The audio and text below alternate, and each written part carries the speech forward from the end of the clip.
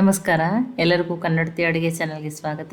ಇವತ್ತು ನಾನು ಅಕ್ಕಿ ಹಿಟ್ಟಿನಿಂದ ಒಂದು ರೆಸಿಪಿಯನ್ನು ಮಾಡಿ ತೋರಿಸ್ತಾ ಇದ್ದೀನಿ ರೀ. ಇದನ್ನು ನೀವು ಎಷ್ಟು ದಿನ ಬೇಕಾದರೂ ಸ್ಟೋರ್ ಮಾಡಿ ಇಟ್ಕೊಂಡು ತಿನ್ಬೋದು, ಜರ್ನಿ ಎಲ್ಲ ಕೂಡ ಒಯ್ಬೋದು.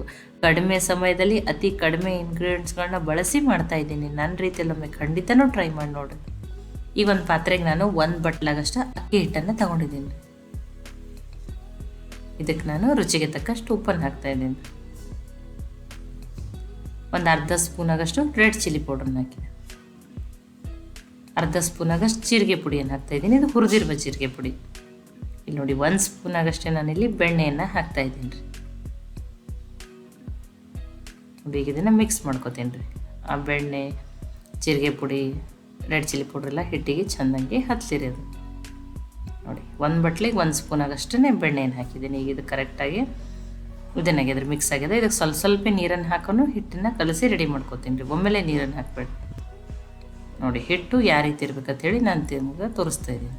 ನಾನಿಲ್ಲಿ ಮತ್ತು ಬಿಸಿನೀರೇನು ಹಾಕಿದ್ದಿಲ್ಲ ರೀ, ತಣ್ಣೀರನ್ನೇ ಹಾಕಿ ಹಿಟ್ಟನ್ನು ಕಲಸಿ ರೆಡಿ ಮಾಡ್ಕೊಂಡಿದ್ದೀನಿ.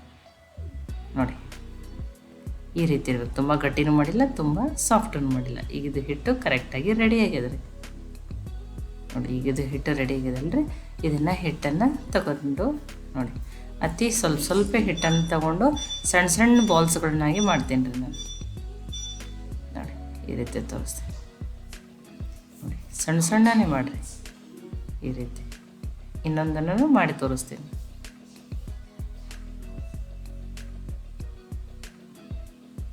ನೋಡಿ ಸಣ್ಣ ಸಣ್ಣ, ಅಥವಾ ನೀವು ಸ್ಟಿಕ್ ಥರ ಬೇಕಂದ್ರೆ ಆ ರೀತಿನೂ ಮಾಡ್ಕೋಬೋದು. ನಾನು ಈ ರೀತಿ ಮಾಡ್ಕೊಂಡಿದ್ದೀನಿ. ಈಗ ಉಳಿದಿದ್ದ ಹಿಟ್ಟಲ್ಲೂ ಒಮ್ಮೆಲ್ಲ ರೆಡಿ ಮಾಡ್ಕೊತೀನಿ. ನೋಡಿ ಅಷ್ಟೇ ಸಣ್ಣ ಸಣ್ಣ ಬಾಲ್ಸ್ಗಳನ್ನು ರೆಡಿ ಮಾಡ್ಕೊಂಡಿದ್ದೀನಿ. ಮತ್ತು ಇವು ಕರಿಲಿಕ್ಕೆ ಎಣ್ಣೆನ ಕಾಯ್ಲಿಕ್ಕೆ ಇಟ್ಟಿದ್ದೀನಿ. ನಾನು ಚಿಕ್ಕ ಬಾಲ್ಸ್ಗಳನ್ನೇ ಮಾಡ್ಕೊಂಡಿದ್ದೀನಿ ರೀ. ನೋಡಿ ಎಣ್ಣೆನೂ ಕಾಯ್ದದ ರೀ. ನೋಡಿ ಎಣ್ಣೆ ಚೆನ್ನಾಗಿ ಕಾಯ್ದದ ರೀ. ಇದು ನೋಡಿ ಗ್ಯಾಸು ಮೀಡಿಯಮ್ ಫ್ಲೇಮ್ದಲ್ಲೇ ಇರಲಿ ರೀ. ನೋಡಿ ಇವೇನು ಅಂಟಲ್ರಿ. ಆ ಬೆಣ್ಣೆಯಿಂದ ತುಂಬಾ ಕ್ರಿಸ್ಪಿಯಾಗಿ ಫಳ್ಳಾಗಿರ್ತಾವೆ ರೀ. ಟೇಸ್ಟ್ ತುಂಬಾ ಚೆನ್ನಾಗಿರ್ತವೆ. ಇಷ್ಟು ಕೆಂಪಗಾಗೋವರೆಗೂ ಕರ್ಕೊಂಡಿದ್ದೀನಿ ರೀ ನಾನು. ತುಂಬ ಎಣ್ಣೆನೂ ಹಿಡಿಯಲ್ರಿ ಅವು.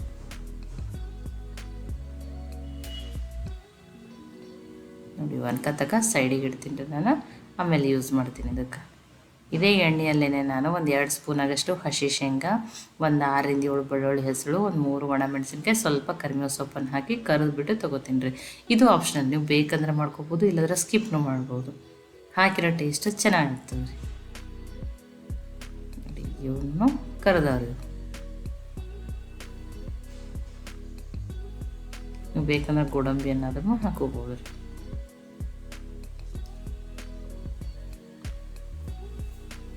ಇದನ್ನು ಸ್ವಲ್ಪ ಎಣ್ಣೆ ಜಾಂಡಿಡ್ರಿ. ನಾನು ಇದನ್ನು ಆಮೇಲೆ ಯೂಸ್ ಮಾಡ್ತೀನಿ.